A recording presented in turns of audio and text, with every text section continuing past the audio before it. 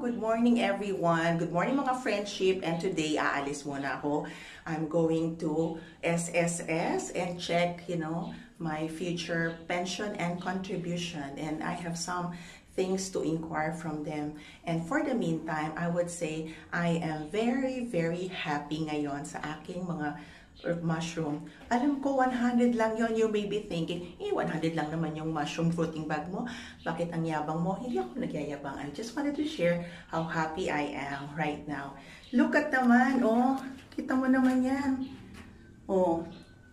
Diba? Tumutubo na sila ng maganda. So, I'm just so happy kasi I was not even expecting na mamumunga siya ng ganito. So, yung iba, may punga na. Yung iba, wala pa. So, this is my morning and I hope wala namang mag-bash sa akin. Hindi naman siya nag-bash. Sinabi niya lang na